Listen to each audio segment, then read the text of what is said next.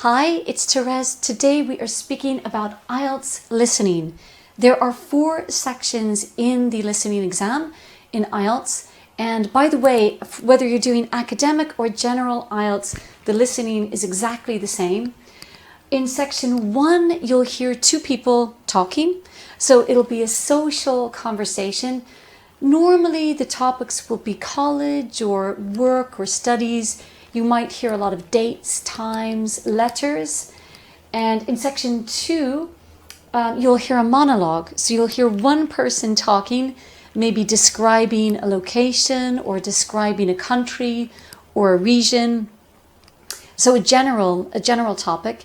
In section 3, you will hear 4 people speaking on an academic topic. So at that point, you'll hear more voices, probably male, female voices, different accents. And in section 4, you'll hear a lecture on an academic topic. So a lot of people find section 4 the most challenging because it's more technical, it's not a general subject. So in terms of time, you have 30 minutes in listening. So the time is quite intense, and you'll have 1 minute at the beginning to read the questions. So you'll be given the context of the listening, 1 minute break to read the questions. So make sure you do read the questions in advance. And of course, it's good to understand the types of questions that you will hear, and we'll go into that in a little bit more detail. The band scores for listening, the same for academic in general. 40 questions, you get 1 mark for each correct answer. Your score is converted to 9 band, but not in an exact way. So for example, you get 16 out of 40, you're in band score 5. 23, band score 6, 30, band score 7, 35, band score 8. And you're given that band score for listening. So again, that's just a rough estimate. It can often depend on the complexity of the listening exam, but that's a general estimate. Types of questions in listening: completing a form, note, summary, flowchart, or table, short answer questions, sentence completion, labeling a map, plan, or diagram, matching, multiple choice. So in order to tackle those types of questions, there are a number of skills that you need to develop. You need to understand the context, to identify speakers and categories, to understand paraphrase, to know what a distractor is, to understand position and direction in a map and in a process, and of course to understand the speaker's opinion, suggestions, or decision. Identify the main idea and details of a lecture, and understand numbers and letters. So those are the top skills that you can develop to prepare for the listening exam.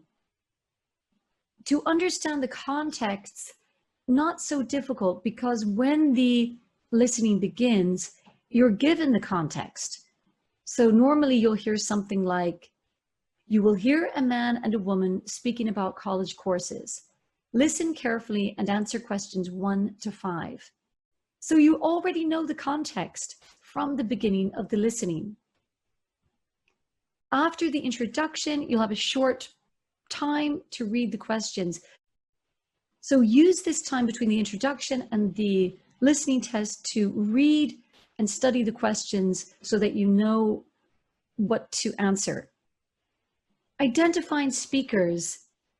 Practice listening to different accents. Here are 2 websites, BBC website and TED. They will really help to adapt your ear to different accents. Identifying categories. If you have a table in listening, read the headings on the top and read the headings on the left first before you listen to the audio so you know what to listen for. How do you recognize paraphrase? By identifying synonyms or words with the same meaning. So often ideas are repeated or paraphrased in listening. So for example, we hear a man in the audio say, "I'm thinking about changing my job."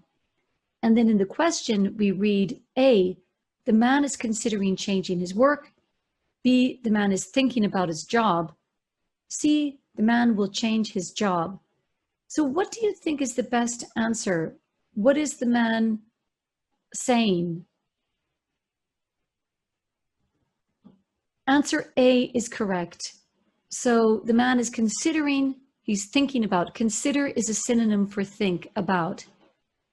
Number B and number C are what we call distractors. They look similar, they sound similar, but they're not the correct answer. So what is a distractor? It's an answer that sounds correct or might be correct, but it's not.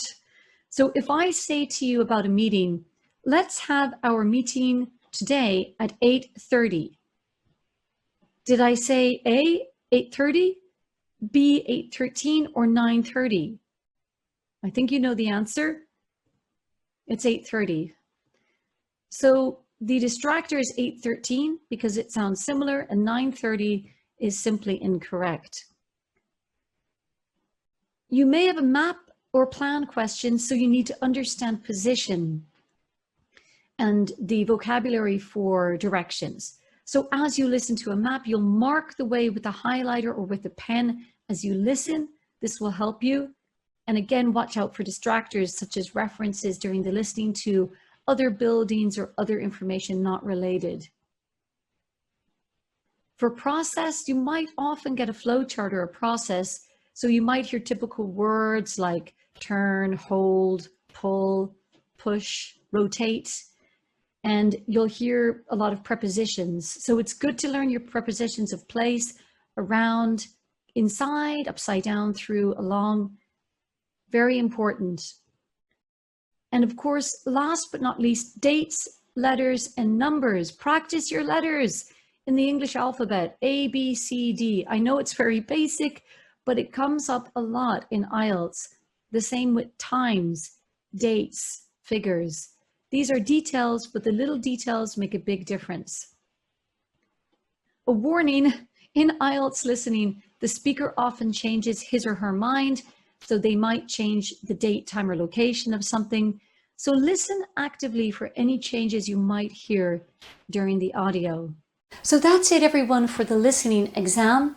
Make sure that you keep practicing. Listen to podcasts. You can find lots of great presentations on TED.com and also on BBC Learning English, YouTube channels, of course. Keep listening to different accents, male and female registers, and good luck. I hope you do great in your IELTS exam. Thanks for watching. Bye.